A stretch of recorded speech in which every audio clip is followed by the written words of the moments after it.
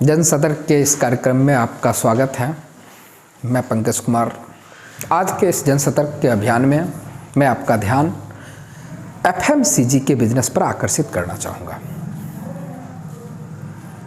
FMCG का full form शायद पता हो या ना हो पता, मैं बता देता हूँ। Fast moving consumable goods. इसके अंदर आने वाले प्रोडक्ट हैं दालचीनी, ऑयल्स, जितने भी ग्रॉसरी के आइटम हैं, किराना के आइटम हैं जो आप देख रहे होंगे, वो सारे इसमें फॉल करते हैं।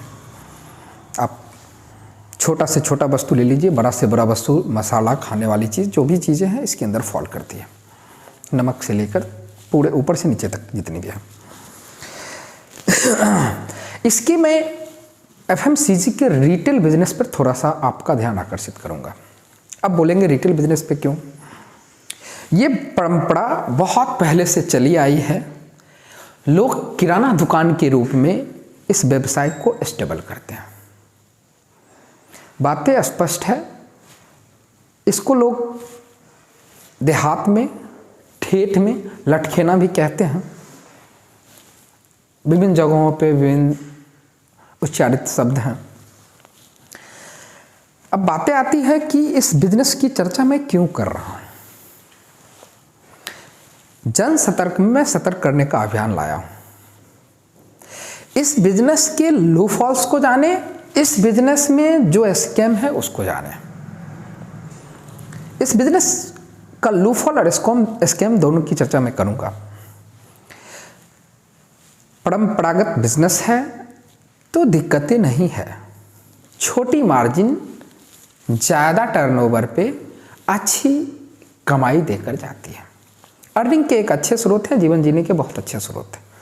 देश के विभिन्न भागों में बहुत सारी कंपनियां इसके प्रोडक्शन में भी लगी हुई है, डिस्ट्रीब्यूशन में भी लगे हुए हैं, रिटेलिंग में भी लगे हुए हैं। बट रिटेल बिजनेस पे ही चर्चा करेंगे। रिटेल का ट्रेंड जो किराना दुकान का था वो पुराना था, लेकिन नए रूप में शहरीकरण होने के बाद, व्यवसायीकरण होने के बाद, मार्केटिंग होने के बाद इसका रूप बदल गया। पूछेंगे रूप कैसा बदला? अब ये रूप ग्रोसरी मार्ट के रूप में परिवर्तन हो गया। ग्रोसरी मार्ट, जी हाँ, आप जाते होंगे, आप सामान खुद से उठाते होंगे। किराना का थोड़ा सा ट्रेंड अलग था। उसमें आपको सामान दुकानदार निकाल कर देता था। इसमें आप खुद से निकालते हैं। जो चीज़ें अच्छी होती हैं, एक्सपायर्ड नहीं होती है, ज़्यादा नया माल होता है, नया गुड्स होते हैं, उसको आप चूज करके प्रोडक्ट को घर ले जाते हैं। बोलिएगा इसमें स्कैम कहाँ है भाई? अब स्कैम आएगा जब आप बिजनेस स्टार्ट करोगे तब। किराना दुकान तो 5 लाख, जितनी छोटी पूंजी से भी स्टार्ट की जाती है, बड़ी पूंजी से भी स्टार्ट की जाती है। लेकिन मार्ट को एस्टेब्लिश करने के लिए थोड़ा सा एक्सपेंडिचर आपको करना पड़ता है। 10 से 15 लाख रुपया मोटा मोटी लोग मानकर चलते हैं मेरा इन्वेस्टमेंट होगा। कैसे? 3 से छोटा मार्ट बनाएंगे, 3 से 5 लाख रुपया तक आपको इंफ्रास्ट्रक्चर डेवलप करने में लगेगा ही लगेगा। आफ्टर डेवलपमेंट ऑफ इंफ्रास्ट्रक्चर आपको गुड्स में पैसे इन्वेस्ट करना पड़ेंगे और आपको कैपिटल भी वर्किंग होनी चाहिए।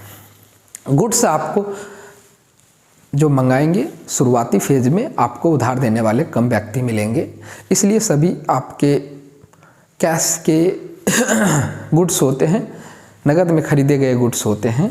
आप अपने रैक में लगाने के लिए अपना पैसा लगाते हैं। 7 से 10 लाख रुपए का प्रोडक्ट आपको रखना पड़ता है। अब बातें आती है कि ये मार्ट जो स्टैंड अप होता है, ये स्टैंड अप लोग जो स्टार्ट करते हैं, स्टार्टअप जो स्टार्ट करते हैं, किसी के कहने पे भी स्टार्ट करते हैं और अपने मन से भी स्टार्ट करते हैं।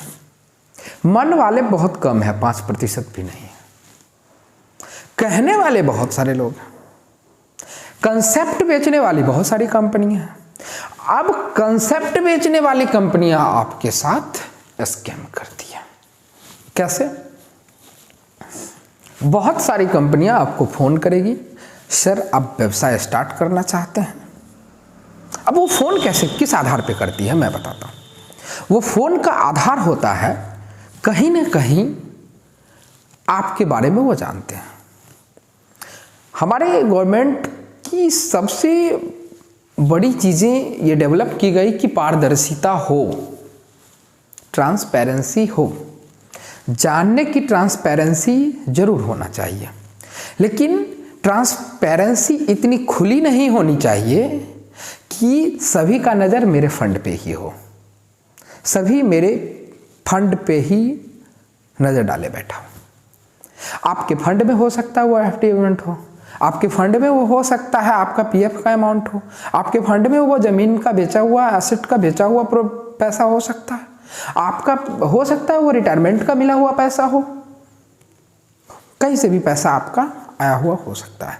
ऐसे पैसे बहुत सारे लोगों ने कहा है कि वृक्ष पे नहीं उगते, और सही है कि वृक्ष पे नहीं ही उगते हैं, वृक्ष पे पैसे नहीं उगते हैं। मेहनत की हुई पैसे को आप रखते हैं बैंक में, क्योंकि आप सबसे ज़्यादा सुरक्षित स्थान उसी को मानते हैं, और उस बैंक के फंड पे लोगों की नज़र जाती है। तब शुरू होता है आपके साथ असली कहानी। आपको फ़ोन आता है, सर हमारे पास ग्रॉसरी का एक बहुत बड़ा प्रोजेक्ट है, आप स्टार्ट करके अच्छा महीना कमा सकते हैं, 50,000 रुपया, लाख रुपया, 2 लाख रुपया महीना तक आप कमा सकते हैं, अर्निंग कर सकते हैं, आप हमारे साथ जुड़ सकते हैं। आपको एक फॉर्म भेजा जाता है, फॉर्म भराया जाता है, उसके नाम पे पेमेंट लिए जाते हैं 25-50 हज़ार रुपये, एप्लीकेशन अमाउंट लिए जाते हैं, प्रोसेसिंग अमाउंट लिए जाते हैं, फिर इंफ्रा डेवलप करने का अमाउंट लिया जाता है। इंफ्रा डेवलप करने का अमाउंट बड़ा अमाउंट लिया जाता है। किसी से वन टाइम पेमेंट जमा करा लिया जाता है 5 लाख, 10 लाख, 15 लाख रुपया। किसी से 50,000 रुपया लेके फ़ोन ऑफ कर लिया जाता है, 25,000 रुपया लेके फ़ोन ऑफ कर लिया जाता है, आपका पैसा गया। कोई भी डॉक्यूमेंट एक आपको 1,000 रुपये का फर्जी स्टाम्प आपको भेज दिया जाता है, और आपको कहा जाता है कि आपका रजिस्ट्रेशन हो गया, आपका प्रोसेसिंग हो गया, आपका सारा चीज़ हो गया। अब बातें शुरू होने के बाद कुछ कंपनियां ऐसा करती है, कुछ कंपनियां आपको इंफ्रास्ट्रक्चर डेवलप तक ले जाती है, कुछ कंपनियां आपका काम शुरू भी करवा देती है। आपका इंफ्रास्ट्रक्चर डेवलप करके प्रोडक्ट भी आपको देकर शुरू करवा देती है। सारे स्टेजेस पे है स्कैम। कहेंगे कैसे? जो कंपनियां आपको लास्ट तक कंटिन्यूअस करवा रही है, वो कंपनी इंफ्रा में भी जो आपको कंसेप्ट बेची उसमें भी पैसा कमाई, बहुत ज़्यादा मार्जिन। प्रोडक्ट जहाँ से दिलवाई, रैक वगैरह, वहाँ से भी ज़्यादा मार्जिन कमाई। इसके बाद प्रोडक्ट आपको भेज रही है, सॉफ्टवेयर सिस्टम सारा प्रोवाइड कर रही है, उसमें ज़्यादा पैसा कमाई है। जो प्रोडक्ट आपको दिलवा रही है उस पर खासा अच्छा मार्जिन कमा रही है, और कस्टमर को आकर्षित करने के लिए आपका कोई ध्यान नहीं रखा जा रहा है कि आपका कितना % मार्जिन, आप कितना कमा रहे हो। क्योंकि आप जब व्यवसाय स्टार्ट करोगे तो कल होके काउंटिंग नहीं करने लगोगे कि आपने कितना कमाया। आपको तब तक भ्रम में रखा जाता है जब तक आप धीरे धीरे अंदर से खोखला नहीं हो जाते हैं। वो लोग प्रोडक्ट भी वहां से दिलवाते हैं जहां पे उसको खासा अच्छा मार्जिन बंधा हुआ होता है। अब शुरू होती है, कुछ लोग 6 महीना, कुछ लोग साल भर इसको कंटिन्यू करते हैं। बहुत सारी कंपनियां हैं जो इस तरह का कंसेप्ट कर रही है, मैं नाम नहीं लेना चाहूँगा। हाइपर है, ग्रोसरी फॉर यू है, जो मैं जानता हूँ। किसी कारण बस बीच में कॉन्ट्रैक्ट में थोड़ी सी इधर उधर हो गई। उनकी मार्केटिंग पॉलिसी बहुत ही स्ट्रांग होती है, जो कॉल करने वाले लोग होते हैं वो भी बहुत स्ट्रांग होते हैं, अच्छी बातें बोलते हैं। तब आप सोचते हैं कि क्यों ना आप उसको बताते हैं कि भैया इसमें मार्जिन नहीं कमा पा रहा हूँ, प्रोडक्ट ख़त्म हो गए हैं, प्रोडक्ट आपको अवेलेबल नहीं करवाया जाता है। तब धीरे धीरे प्रॉब्लम शुरू होती है कि आपको बार बार कहा जाता है पेमेंट डालिए, पेमेंट डालिए, पेमेंट डालिए, पेमेंट डालिए, और आप जितना कमाते हैं उतना या तो स्टाफ को दे देते हैं, नहीं तो कंपनी को सारा का सारा पैसा भेज देते हैं। तब दिमाग में आपका आता है कि ना, अब इस कंपनी से रिलेशन नहीं रखना है, और आप स्टार्ट कर देते हैं local purchasing. Local purchasing start करके धीरे धीरे नए लोकल कॉन्टैक्ट बनाकर प्रोडक्ट आप अपना रैक भरना शुरू कर देते हैं। आपका प्रोडक्ट तब बिकना शुरू होता है और रियल मायने में आप तब अपना व्यवसाय आरंभ करते हैं। उसके बाद आपको प्रॉफिट लॉस दिखती है। इसके बाद मैं इसका स्कैम दूसरा भी स्तर में बताऊंगा। आज के वीडियो में मैं थोड़ा सा इसको संक्षिप्त करना चाहूँगा कि जब आप अपना कर लेते हैं तो थोड़ी सी परेशानी कम होती है, कुछ ही कमाते हैं, कुछ मैनेजमेंट ढीला ही रहता है, धीरे धीरे सीखते भी हैं आप, लेकिन आपको ये संतुष्टि होती है कि ये सब मेरा बचा हुआ है। लेकिन जिस दिन तक आपका सारा कोई और मैनेज करता हुआ रहता है, उस दिन तक आप अंधकार में रहते हैं।